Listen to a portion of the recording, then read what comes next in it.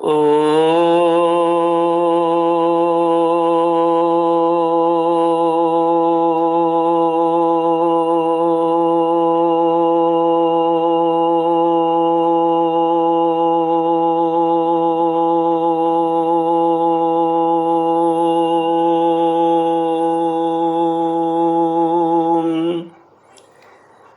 गुरुचरण कमलेभ्यो नमः।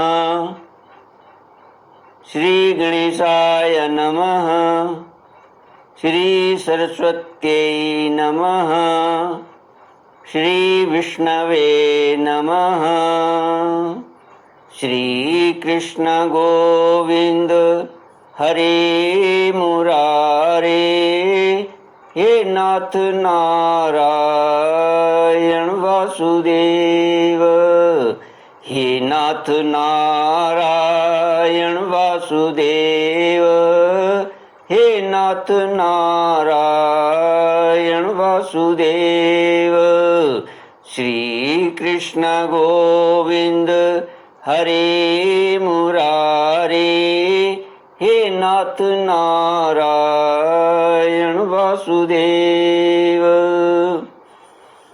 ओम नमो भगवते वासुदेवाय।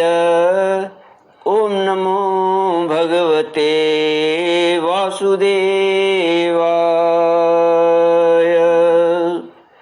सच्चिदानंद रूपाय विश्वोत्पत्त्यादिहेतवे तापत्रय विनाशाय श्री कृष्णाय वयं नमः। कृष्णाय वासुदेवाय हरये परमात्मने प्रणतक्लेशनाशाय गोविन्दाय नमो नमः। सच्चिदानंद रूपाय विश्वोत्पत्त्यादिहेतवे तापत्रय विनाशाय श्री कृष्णाय वयं नमः। सच्चित आनंद स्वरूप परमात्मा जो सृष्टि के उत्पत्ति, पालन और श्रृंगार करता है तथा जीवों के आध्यात्मिक आदि दैविक आदि भौतिक तापों को नष्ट करने वाले हैं, अर्थात जीवों के मानसिक, शारीरिक और भौतिक दुखों को दूर करने वाले हैं, उन श्री कृष्ण भगवान को हम नमस्कार करते हैं। श्री कृष्ण गोविंद हरे मुरारे, हे नाथ नारायण वासुदेव। श्रीमद् भागवत तृतीय स्कंद अथैकविंशोऽध्यायः।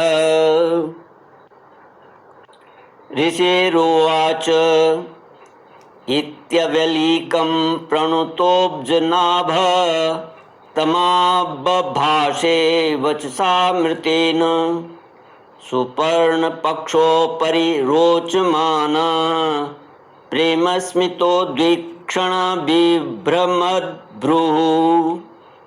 श्रीभगवानुवाच विदित्वा तव चैत्यं मे पुरेव समयोजितत् यदर्थमात्मनियमैस्त्वयैवाहं समर्चितः। श्रीमद् भागवत तीसरा स्कंद 21वां अध्याय श्लोक 22 से।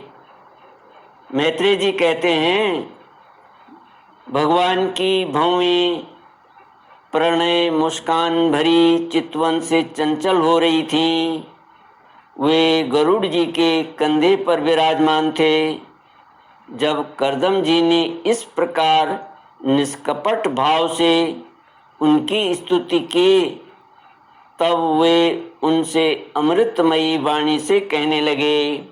श्री भगवान ने कहा, जिसके लिए तुमने आत्म संयमादि के द्वारा मेरी आराधना की है, तुम्हारे हृदय के उस भाव को जानकर मैंने पहले से ही उसकी व्यवस्था कर दी है।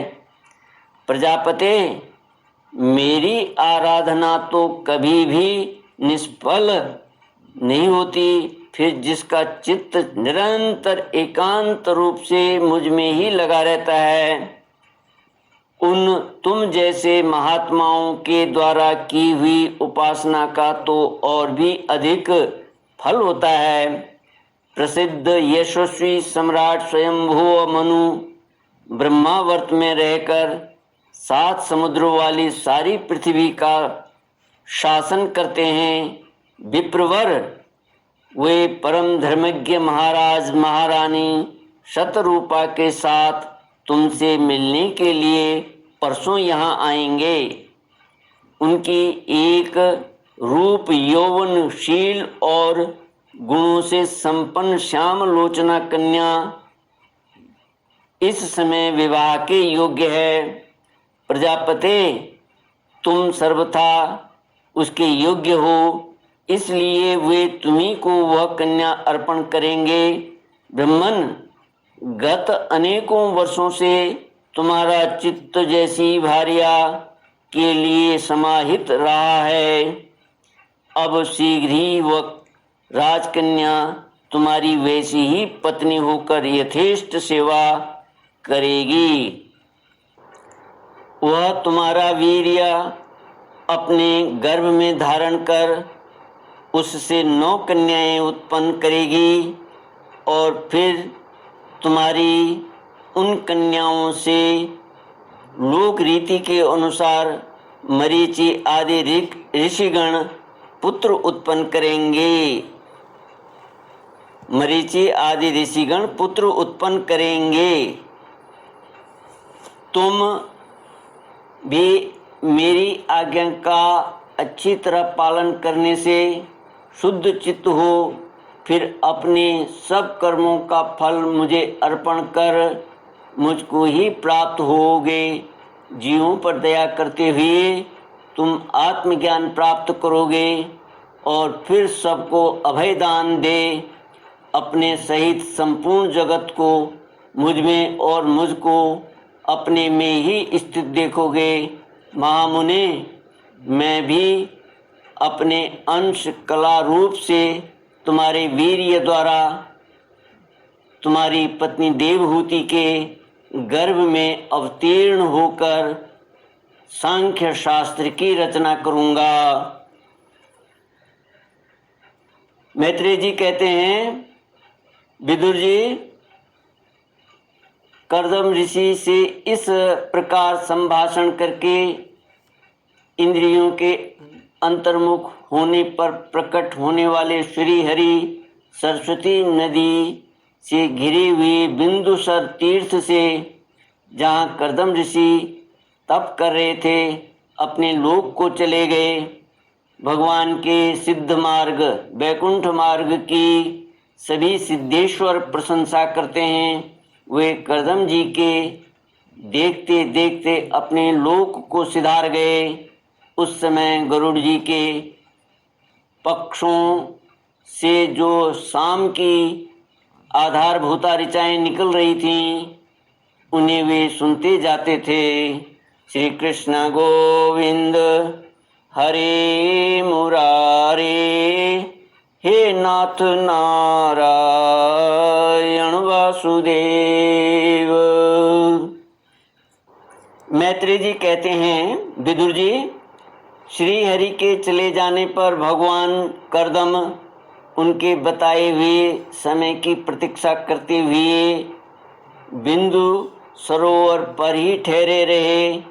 वीरवर, इधर मनु जी भी महारानी शतरूपा के साथ सुवर्ण जटित रथ पर सवार होकर तथा उस पर अपनी कन्या को भी बिठाकर पृथ्वी पर विचरते हुए जो दिन भगवान ने बताया था, उसी दिन शांति परायण महर्षि कर्दम के उस आश्रम पर पहुँचे। सरस्वती के जल से भरा हुआ यह बिंदु सरोवर वह स्थान है जहाँ अपने शरणागत भक्त कर्दम के प्रति उत्पन्न हुई अत्यंत करुणा के वशीभूत हुए भगवान के नेत्रों से आंसुओं की बूंदें गिरी थीं। यह तीर्थ बड़ा पवित्र है। इसका जल कल्याणमय और अमृत के समान मधुर है तथा महर्षिगण सदा इसका सेवन करते हैं। उस समय बिंदु सरोवर पवित्र वृक्ष लताओं से घिरा हुआ था, जिनमें तरह तरह की बोली बोलने वाले पवित्र मृग और पक्षी रहते थे। वह स्थान सभी ऋतुओं के फल और फूलों से संपन्न था और सुंदर वन श्रेणी भी उसकी शोभा बढ़ाती थी। वहाँ झुंड के झुंड मतवाले पक्षी चहक रहे थे, मतवाले भंवरे मंडरा रहे थे। उन्मत्त मयूर अपने पिच्छ फैला फैला कर नट की भांति नृत्य कर रहे थे और मतवाले कोकिल कुहू कुहू करके मानो एक दूसरे को बुला रहे थे।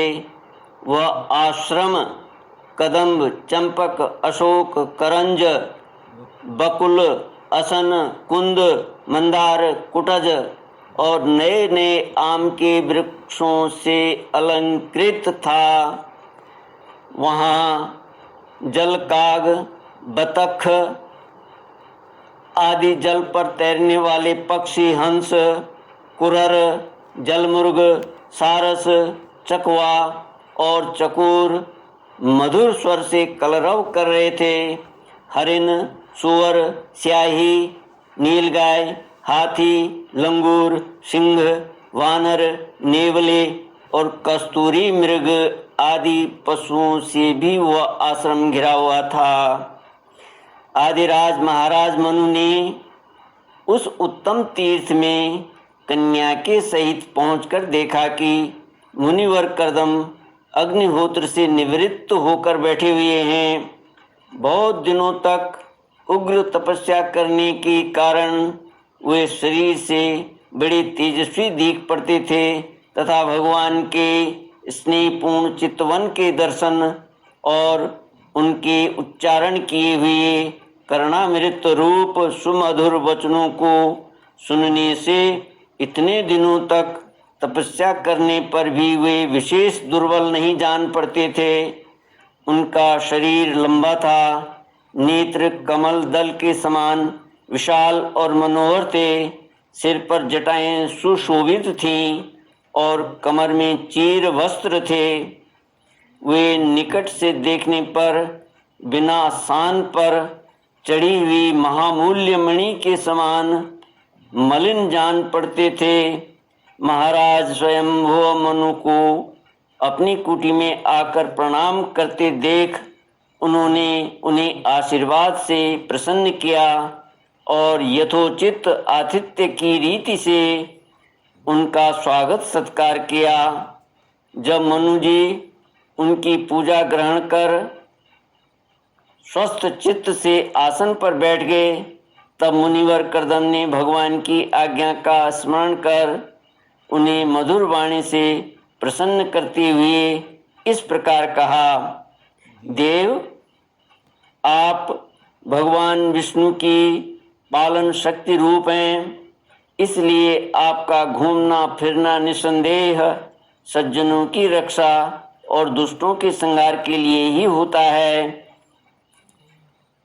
आप साक्षात विशुद्ध विष्णु स्वरूप हैं तथा भिन्न भिन्न कार्यों के लिए सूर्य, चंद्र, अग्नि, इंद्र, वायु, यम, धर्म और वरुण आदि रूप धारण करते हैं। आपको नमस्कार है। आप मणियों से जड़े हुए जयदायक रथ पर सवार हो अपने प्रचंड धनुष की टंकार करते हुए उस रथ की घरघराहट से ही पापियों को भयभीत कर देते हैं और अपनी सेना के चरणों से रौंदे हुए भूमंडल को कंपाते अपनी उस विशाल सेना को साथ लेकर पृथ्वी पर सूर्य के समान विचरते हैं। यदि आप ऐसा न करें तो चोर डाकू भगवान की बनाई हुई वर्णाश्रम धर्म की मर्यादा को तत्काल नष्ट कर दें तथा विषय लोलुप निरंकुश मानवों द्वारा सर्वत्र अधर्म फैल जाए, यदि आप संसार की ओर से निश्चिंत हो जाएं, तो यह लोक दुराचारियों के पंजे में पड़कर नष्ट हो जाए। तो भी वीरवर मैं आपसे पूछता हूँ कि इस समय यहाँ आपका आगमन किस प्रयोजन से हुआ है। मेरे लिए जो आज्ञा होगी उसे मैं निष्कपट भाव से सहर्ष स्वीकार करूँगा। श्री कृष्ण गोविंद हरे मुरारे, हे नाथ नारायण वासुदेव। इति श्रीमद्भागवते महापुराणे पारमहंस्यां संहितायां तृतीयस्कन्धे एकविंशोऽध्यायः। ॐ पूर्णमदः पूर्णमिदं पूर्णात् पूर्णमुदच्यते पूर्णस्य पूर्णमादाय पूर्णमेवावशिष्यते। ॐ शान्ति शान्ति शान्तिः। हरि ओम श्री गुरुभ्यो नमः। हरि ओम।